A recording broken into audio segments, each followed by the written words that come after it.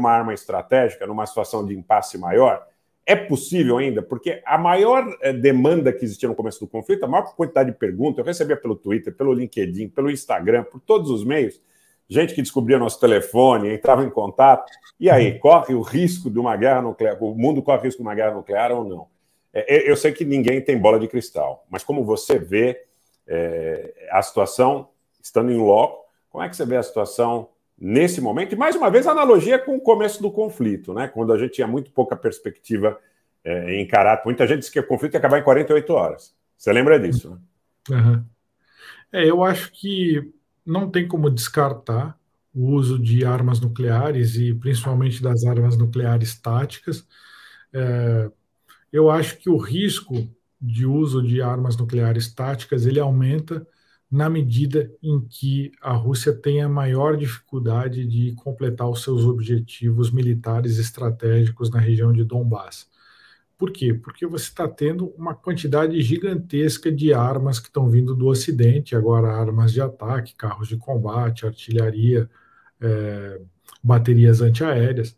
Então, se a Rússia vê que ela não está conseguindo avançar, isso pode ser um problema, talvez não justifique ainda o uso de armas nucleares.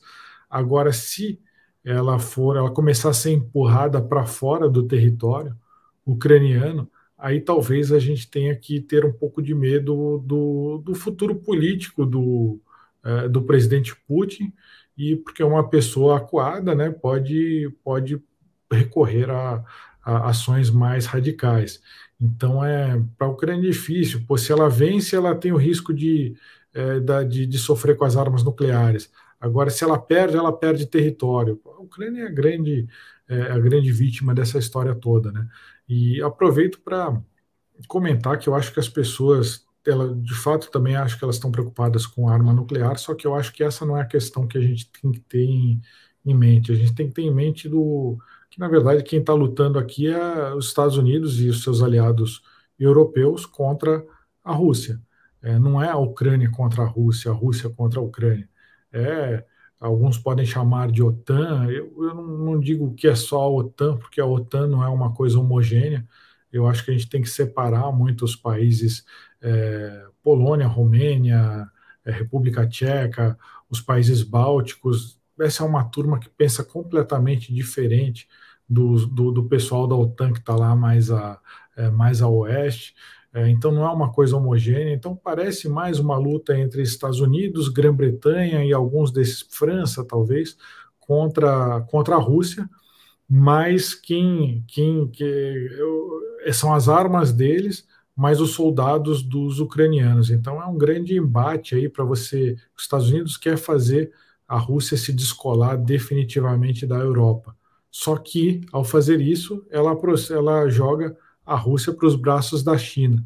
Então, o que parece é que quando esse conflito acabar, ou talvez até antes dele acabar, o mundo, a dinâmica de poder do mundo, a dinâmica geopolítica, ela já mudou muito e deve mudar ainda mais, né? Eu acho que é dessa forma que a gente tem que olhar esse conflito, não como uma possibilidade de conflito nuclear, nem como um conflito limitado no território ucraniano, entre Rússia e Ucrânia, mas um desafio da hegemonia americana e uma mudança do balanço de poder no mundo, né? Eu acho que é assim que a gente tem que encarar.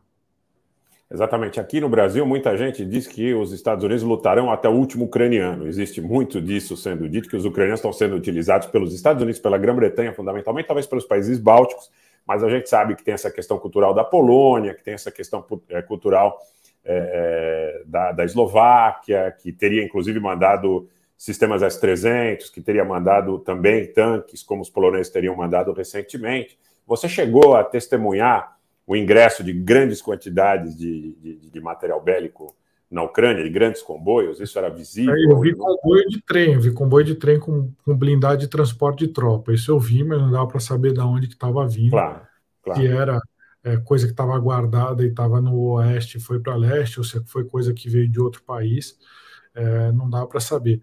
Mas tem muita imagem que chega com as supostas armas.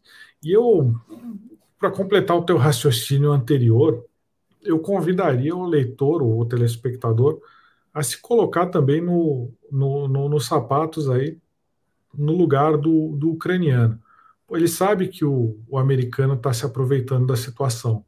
Só que o que ele vai fazer? Ele vai falar: não, americano, eu não quero as suas armas aí, você está me manipulando, deixa eu resolver aqui com a Rússia. Se ele faz isso, ele é invadido pela Rússia e a situação dele talvez seja pior. Então ele não tem muito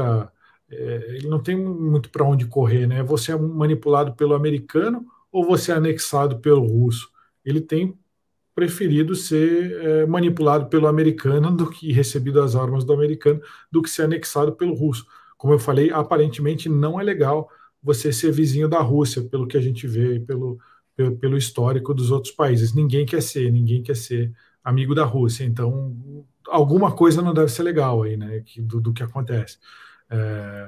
Então, eu acho que é por aí. É um dilema que os ucranianos estão vivendo. É fácil a gente julgar eles, a gente que não é ucraniano, mas pô, quais opções que eles têm, né?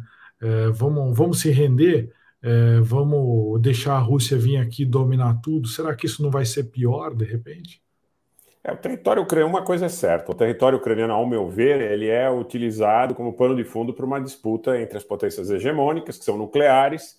A Ucrânia não deixou de ser na década de 90. Há uma polêmica danada também se a Ucrânia só custodiava as armas ou se ela tinha as armas, mas é fato que ali foi assinado o Memorando de Budapeste. A Rússia, Estados Unidos e Grã-Bretanha também me parece que foram signatários, mas os acordos, eles existem durante seu período de vigência, né? É aquela história, o jogo só termina quando acaba. E eles não são eternos, muitas vezes. É muito difícil você depender de uma outra potência, de um outro país, para defender seu próprio interesse. Isso acho que vai ter que servir de exemplo para o Brasil, né, Luiz? Eu não sei como você entende essa questão. Não, sim, eu acho que já está muito claro. Por exemplo, para a Polônia, já está absolutamente claro que ela não pode depender da OTAN para se defender. Ela está lá na OTAN porque é um fator de dissuasão. A minha leitura é que ela está comprando tanques Abrams, que são os tanques os de terceira geração, os mais avançados do mundo. Ela está comprando F-35. Ele é um dos países que mais investe em tecnologia bélica aí na Europa. Por quê? Porque na Segunda Guerra tinha também lá um acordo que o Reino Unido e a França iam ajudar, e eram os primeiros aliados. Se fosse invadido, eles iriam ajudar, né? Nunca botaram os pés na Polônia para ajudar. Acabou a Segunda Guerra, a Polônia foi invadida e anexada pela União Soviética, e ninguém moveu uma palha. A República Tcheca aconteceu a mesma coisa. A República Tcheca até foi rifada no começo da guerra, né? Falou: não, pega aí, os alemães, fica com a República Tcheca aí.